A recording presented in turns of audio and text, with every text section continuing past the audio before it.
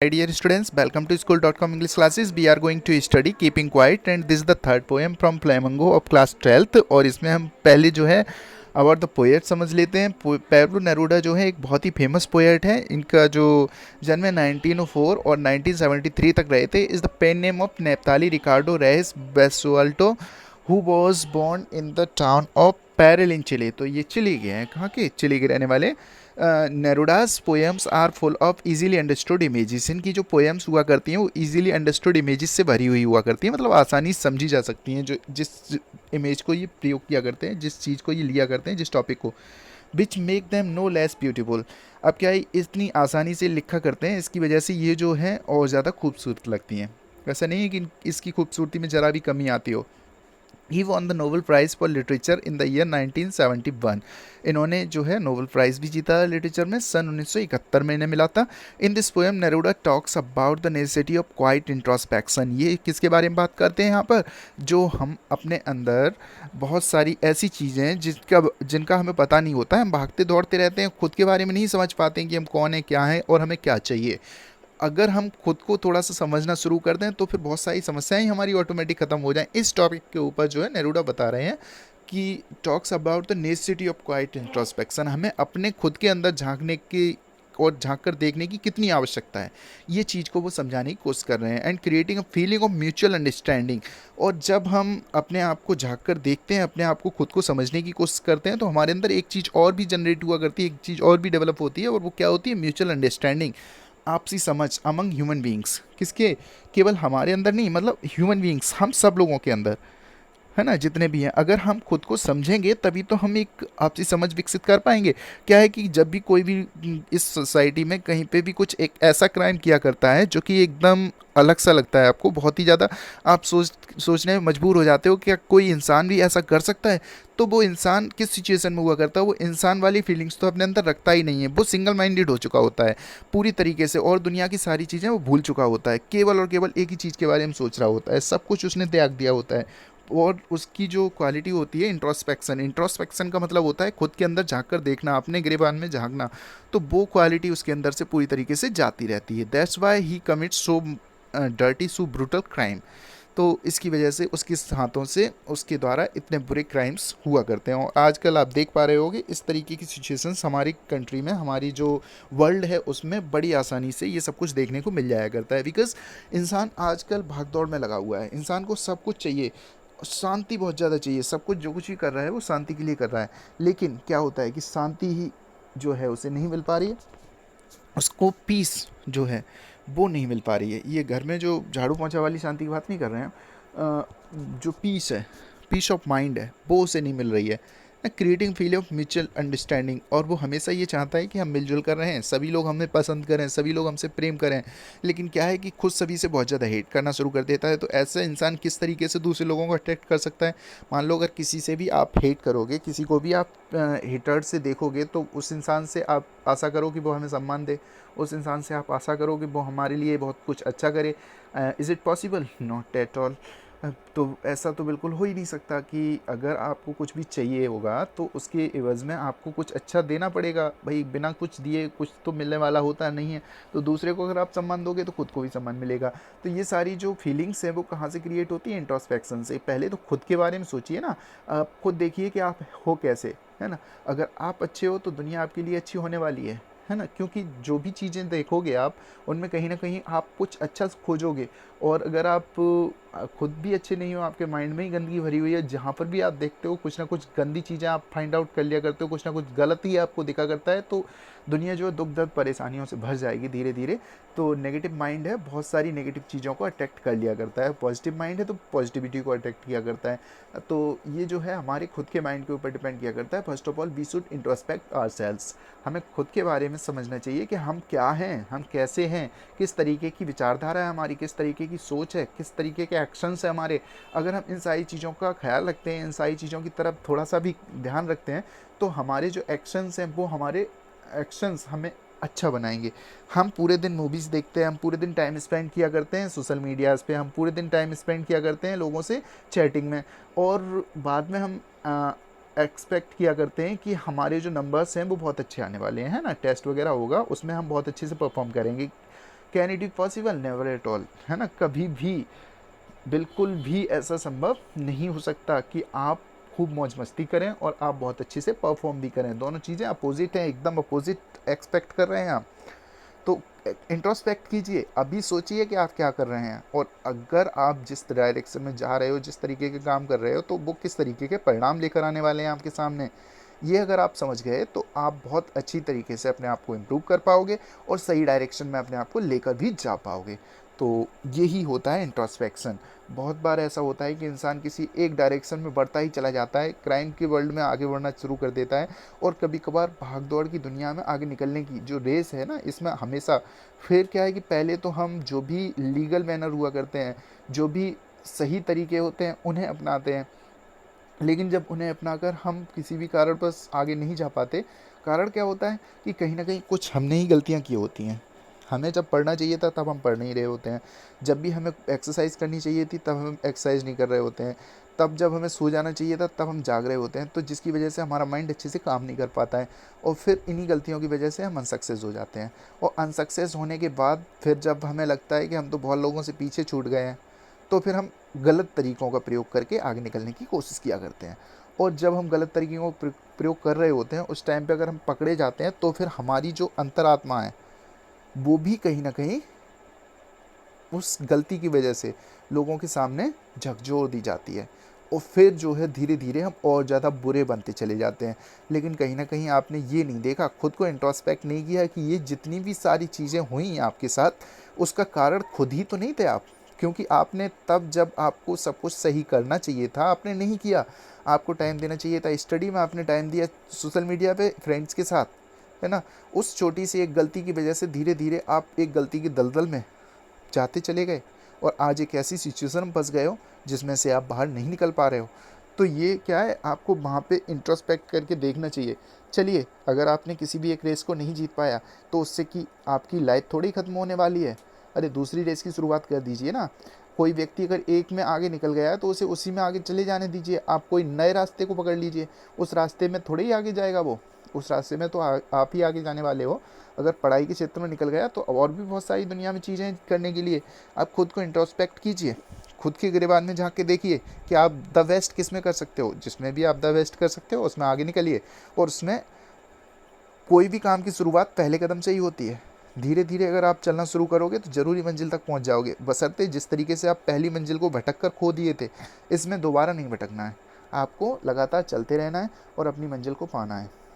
And this is the formula to success. यही होता है सक्सेस फार्मूला, और इसी के रास्ते पर चलकर डेडिकेशन एंड डिटर्मिनेशन, जिनके अंदर ये होता है डेडिकेशन, डिटर्मिनेशन, परसेप्शन, ठीक है ना, इन सारी चीज़ों का यूज़ करिए और अपने रास्ते पे आगे बढ़ते चले जाइए। Definitely you will get success. तो ये है introspection. It has the great power to understand our self. और अगर हम खुद को समझ गए तो दुनिया को समझना बहुत आसान है, सबको समझना बहुत आसान है। और अगर आप खुद को नहीं समझ पाए तो आप दुनिया में मिंगल ही नहीं कर पाओगे। आप खुद को एक्सक्लूड कर लोगे लोगों से, आप इन्वॉल्व ही नहीं हो पाओगे लोगों के बीच में। Then the problem will be created by you yourself.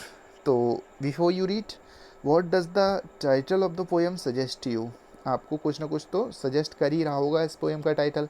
आप यहाँ पे देख रहे हो कि ये जो है एक चेन बन रही है। अगर हम कोई भी काम करना शुरू करते हैं, चाहे वो अच्छा हो चाहे वो बुरा हो, तो उसकी एक चेन बन जाती है। अगर हम किसी एक के साथ चीटिंग किया करते हैं, तो वो जो ठगा हुआ व्यक्ति है वो क्या समझता है, क्या सोचता है इस दुनिया के बारे में, कहता है बहुत बुरी दुनिया है ना। इसमें इसी तरीके के लोग रहते हैं, और उसका जो परसेप्शन जनरेट हुआ करता है, उसका जो एटीट्यूड जनरेट हुआ करता है, वो डिफेंसिव हो जाता है, हर किसी से बचने की कोशिश किया करता है। और जिसे भी देखता है, चाहे कितना भी अच्छा व्यक्ति क्यों ना उसकी लाइफ में आए, वो हमेशा उसके साथ किस नज़रिए से ट्रीट करेगा, किस हिसाब से उसके साथ ट्रीट करने वाला है, जैसे कि उसे पहले लूटा गया है उसी अकॉर्डिंगली ट्रीट करेगा वो, है ना। सभी के साथ उन नज़रों से वो देखेगा कि पता नहीं ये जो सामने वाला व्यक्ति है, चाहे वो कितना भी अच्छा क्यों ना सही, कि उसके साथ कब धोखा करके भाग जाए, डरता रहेगा वो व्यक्ति। और दूसरों के साथ भी इसी तरीके का करने की सोचेगा। वो कहता है कि जब सब करते हैं तो मुझे करने में क्या दिक्कत है, तो वो भी चोरी करेगा, वो भी गलत काम करेगा, वो भी लोगों को लूटने की कोशिश करेगा, ठगने की कोशिश करेगा। तो ये जो है एक चेन बनती है। आप ऊपर देख रहे हो जो अर्थ है, उसके ऊपर लोग एक दूसरे का हाथ पकड़े हुए खड़े हैं। अगर आप अच्छा काम करोगे तो दूसरा व्यक्ति है उसी तरीके की सोच लेकर आगे बढ़ेगा, और वो भी कोशिश करेगा कि उसके साथ, अगर उसकी किसी ने हेल्प की है दूसरे की भी कम से कम हेल्प करे, और हेल्प नहीं कर सकता है तो कम से कम उसका बुरा तो ना ही करे, तो अच्छा है। तो ये जो है हम कुछ जो भी इस दुनिया में दिया करते हैं वही घूम फिर के कहीं ना कहीं हमें भी मिला करता है। तो इस तरीके की अगर चेन चलती रहेगी तो घूम कर एक ना एक व्यक्ति हमारे पास भी आएगा। जैसा हमने इस बराबर वाले व्यक्ति के साथ किया है वो हमारे बराबर वाला इधर वाला व्यक्ति भी हमारे साथ करने वाला है। तो दैट्स क्लियर। तो ये जो है चीज़ आपको समझ आ रही होगी इस पोएम के through. What does the title of the poem suggest to you, तो ये सजेस्ट करता है, हमने आपको बता दिया। What do you think the poem is about, आप क्या सोचते हो ये पोएम किसके बारे में है, किस चीज़ के बारे में बता रही है पोएम। तो आई एम टेलिंग यू, आपको बता ही रहे हैं इतनी देर से ये पोएम किसके बारे में बता रही है। तो ये जो है इंट्रोस्पेक्शन के बारे में बता रही है और कीपिंग क्वाइट के बारे में बता रही है। बिकॉज जब भी हम शांत हुआ करते हैं तो शांत मन में ही शुद्ध विचार आया करते हैं और हमें खुद को समझने की जो इंसाइट है, अंतर्दृष्टि है, वो विकसित होती है। और जब तक हम खुद को ही नहीं समझ पाते हैं कि अगर हम कहीं पर भागदौड़ में लगे हुए हैं, मान लो अगर हम कोई काम कर भी रहे हैं तो सोशल मीडिया के यूज़ कर रहे हैं, सपोज़ खूब कर रहे हैं, खूब बैठ के कर रहे हैं, तो ये जो चीज़ है हमें कहाँ लेकर जाने वाली है आने वाले टाइम में, इसकी वजह से हमें क्या कौन सा अवार्ड मिलने वाला है, या फिर किस तरीके की तारीफ़ें होने वाली हैं, या फिर किस तरीके से हम सक्सेस होने वाले हैं, क्या मिलेगा ऐसा करने के बाद। अगर हम ये सोच पाते हैं, खुद में इंट्रोस्पेक्ट कर पाते हैं, इतना समझ पाते हैं, तो डेफिनेटली हम कहीं ना कहीं पहुंचने वाले हैं, है ना। और अगर आपने सोच लिया कि इससे कुछ नहीं मिलने वाला, ये वेस्टेज ऑफ टाइम है, तो आप सही डायरेक्शन में आने की कोशिश करोगे। और अगर आप इंट्रोस्पेक्ट करते ही नहीं हो, पूरे दिन बिजी रहते हो, आप पूरे दिन सुबह से शाम तक बिजी रहते हो, खुद के बारे में सोचने का टाइम ही नहीं है ना, किस तरीके की हमारी लाइफ बनने वाली है, हम क्या कर रहे हैं, कौन से रास्ते पे चल रहे हैं, तो आप चलते रहोगे और एक दिन तब जब सब कुछ बर्बाद हो जाएगा देखने की कोशिश करोगे, लेकिन तब आपके हाथ में कुछ होगा नहीं। तो किसके बारे में बता रही है, what do you think the poem is about, किसके बारे में है ये, कीपिंग क्वाइट के बारे में। थोड़ा बेटा शांत बैठ जाइए, है ना, शांत बैठ के अच्छी तरीके से सोचिए कि जिस तरीके से हम जो भी काम कर रहे हैं, जैसा भी हम आज कर रहे हैं, मान लो जो भी लेक्चर्स हमारे आ रहे हैं उन्हें हम कल के लिए छोड़ते चले जा रहे हैं, तो भंडार इकट्ठा हो रहा है कि नहीं हो रहा है। क्या 10 घंटे की वीडियोस आप एक दिन में इकट्ठी बैठकर 10 घंटे देख सकते हो।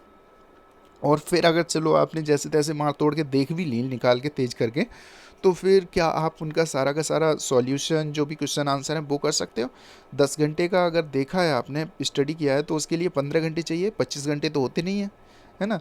24 आवर्स भी होते हैं, सोना भी है, खाना भी है, घूमना फिरना भी है, बातचीत भी करना है, सब कुछ करना है। तो इट इज़ नॉट पॉसिबल, वर्डन आप खुद ही क्रिएट कर रहे हो। अगर आज का काम कल पे टाल रहे हो आप, तो आपका जो वर्डन है वो बढ़ता चला जा रहा है। फिर किया है ये धीरे धीरे, आप अभी नहीं समझ पा रहे हो, धीरे धीरे आपके ऊपर क्या है, बर्डन बढ़ रहा है। यही चीज़ बनेगी जाके आपको लास्ट में इरिटेशन का कारण, ये भी छूट गया, वो भी छूट गया, ये भी नहीं आ रहा है, वो भी नहीं आ रहा है। जब टेस्ट वगैरह होंगे तो आपके ऊपर प्रेशर क्रिएट होगा। अगर आप क्लास में होगे तो आपके ऊपर मार भी पड़ेगी, फिजिकली भी टॉर्चर्ड और मेंटली भी टॉर्चर्ड। ये जो सारी चीज़ें हैं उसको जन्म कौन दे रहा है, यू योर सेल्फ। आप सोच रहे हो अभी तो बहुत टाइम है फिर कर लेंगे, time is very less. Because जो टाइम था, जिसका जो सिलेबस कम किया है, उतना टाइम निकल चुका है। अब इतना टाइम बचा हुआ है कि अगर आप लगातार लगे रहते हो, आप पूरी साल, आपके एग्ज़ाम टाइम तक केवल उतना टाइम मिलेगा आपको जो अच्छी नंबरों से आप बढ़िया करके बिना टेंशन के, बिना इरिटेशन के, बिना बर्डन के पास हो सको। तो this the time, don't procrastinate. आप किसी भी तरीके की टाल मटोल का काम ना करें, जो भी काम आपको डेली दिया जा रहा है उसे परमानेंटली करते रहें। और ये चीज़ जो है आपके माइंड को हल्का रखेगी, आपको खुशी देगी, और फिर उसके बाद आप अगर किसी भी चीज़ को एंजॉय करते हो तो वाकई में आपको आनंद आने वाला है। अब ये जो है पोएम, थोड़ा सा उसके बारे में डिस्कस कर लेते हैं, और बहुत ही अच्छी पोएम है, इसे तो आपको डेफिनेटली अपनी लाइफ में भी उतारना चाहिए। और जब भी आप काफ़ी परेशान हो, बिज़ी हो, तो रुक कर कम से कम घंटे 2 घंटे एक खाली जगह निकालिए, है ना, और सोचिए कि आप आखिरकार इतने परेशान हैं क्यों। इसका इसका जो बीज है वो कहाँ से पनपा, इस परेशानी का बीज जो है कहाँ से पनपा। हम जिस रास्ते पे चल रहे हैं उस रास्ते पर काफ़ी आगे जाने के बाद कहाँ पहुँचेंगे, है ना। ये जो चीज़ है जो भी आज हम कर रहे हैं, ये किस तरीके का रिजल्ट ला कर देने वाली है हमें। अगर इन सारी चीज़ों को आप टाइम टू टाइम सोचते रहेंगे ना, हर 4 से 8 दिन में, महीने भर में या साल भर में, तो डेफिनेटली आप बहुत आगे जाने वाले हैं, अगर आप सही रास्ता पकड़ते हैं तो। और खुद के बारे में अगर नहीं सोच पाएंगे तो आपका माइंड ही एग्जॉस्ट हो जाएगा और फिर सोचने की क्षमता भी नहीं बचेगी। और इस सिचुएशन में इंसान जो है ना गलत कदम उठाया करता है, और फिर वो इतना गलत करता है कि खुद की लाइफ के लिए भी बहुत ज़्यादा डेंजरस हो सकता है और दूसरों की लाइफ के लिए तो होता ही है। तो now we will count to 12। आप क्या है ये 12 तक क्यों काउंट करने की बात कर रहे हैं poet? Because they are only 12 hours to work in the day. आपको पता है कि जो एक दिन होता है उसमें 12 घंटे होते हैं, डे के जो 12 आवर्स होते हैं ना, इसकी वजह से ये 12 तक काउंट करने के लिए बोल रहे हैं। And we will all keep still. अब 12 तक ये काउंट करेंगे और हम लोग सभी शांत हो जाएंगे, क्योंकि हम शांत होने का टाइम मिलता नहीं है। अगर हम कहीं आपसे ये बोल दें कि बेटा 20 मिनट आंखें बंद करके मेडिटेशन करना है, तो उसी टाइम आपको ऐसा लगता है कि टाइम बर्बाद हो रहा है, इस टाइम में हम ये कर सकते थे, इस टाइम में वो कर सकते थे। तो वो जो 20 मिनट्स हैं जो बहुत ही इंपॉर्टेंट है आपकी लाइफ के लिए, आपके माइंड के लिए, आपकी बॉडी के लिए, वो आपको ऐसा लगता है कि टाइम बर्बाद हो रहा है, जबकि वो रियलिटी में टाइम यूटिलाइज हो रहा होता है। उस टाइम को आपको ऐसा लगने लगता है, क्योंकि तब जब आपका माइंड शांत होता है तो आपका दिमाग जो है उन ज़रूरी कामों की तरफ जाता है जिन्हें अभी तक आप निगलेक्ट कर रहे थे। इस वजह से आपको उस टाइम ऐसा लग रहा होता है कि अब हमारे पास टाइम नहीं बचा, इस समय में हमें ये कर लेना चाहिए था, हमें वो कर लेना चाहिए था। लेकिन तब जब हम बिज़ी होते हैं तो लगातार किसी भी डायरेक्शन में बढ़ते चले जा रहे होते हैं, हमें सोचने का समय ही नहीं होता है। That's why the poet is saying here, now we will count to 12 and we will all keep still. और फिर हम जो हैं सारे के सारे लोग जो भी सुन रहे हैं, सब पूरी दुनिया के लोग शांत हो जाएंगे, बिल्कुल शांत हो जाएंगे। For once on the face of the earth, मतलब फेस ऑफ द अर्थ से मतलब है सरफेस ऑफ द अर्थ, मतलब पृथ्वी के तल पर, जितने भी पृथ्वी के तल पे ही रह रहे हैं हम, ऑन द क्रस्ट, है ना। तो इसके ऊपर रहने वाले जितने भी लोग हैं वो सब शांत हो जाएंगे। Let's not speak in any language. चलिए कुछ समय के लिए ऐसा कर लेते हैं, हम किसी भी भाषा में बात नहीं करते हैं। भाषाएं बहुत प्रकार की हुआ करती हैं भाई। अगर हम मुंह से नहीं बोलते हैं तो बॉडी लैंग्वेज से भी बात कर सकते हैं, है ना। इशारों से बात हो जाया करती है, लिख कर बात कर सकते हैं। लेकिन यहाँ पे ये बात कर रहे हैं किसी भी भाषा में नहीं बोलते हैं, बॉडी भी लैंग्वेज होती है, बॉडी लैंग्वेज होती है। बॉडी अगर हम इशारों से बात करते हैं बॉडी लैंग्वेज कहलाती है, लेकिन वो भी एक लैंग्वेज हो गई ना, इशारों वाली भाषा। तो भाषा ही नहीं बोलते, किसी भी भाषा में हम बात नहीं करते। Let's stop for 1 second. चलिए ऐसा करते हैं, क्यों ना 1 सेकेंड के लिए ही सही, लेकिन शांत हो जाते हैं, सब कुछ बंद कर देते हैं। And not move arm so much. और क्या है ना, हम अपने हाथ पैरों को भी बिल्कुल भी नहीं चलाते हैं, बिल्कुल शांत हो जाते हैं। हाथ पैर नहीं चलाएंगे, कोई भाषा नहीं बोलेंगे, एक क्षण के लिए बिल्कुल रुक जाएंगे। It would be an exotic moment. क्या शानदार क्षण होगा तब जब ऐसा होगा, बहुत ही शानदार क्षण होगा। विदाउट रस, भाई जब हम कुछ करेंगे ही नहीं तो भीड़ भाड़ का कोई मतलब ही नहीं बनता है। विदाउट रस, बिना भीड़, बिना भगदड़ के, विदाउट इंजन्स, जब सब चीज़ ही रुक जाएगी, इंसान रुक जाएगा, कोई काम नहीं करेगा, हाथ पैर नहीं चलाएगा, तो इंजन्स भी रुक जाएंगे, है ना।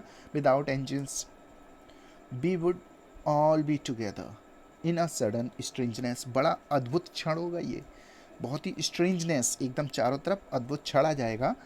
और हम सब एक दूसरे के साथ होंगे। हम एक दूसरे के साथ होकर भी साथ नहीं हुआ करते हैं, बहुत दूर होते हैं, है ना।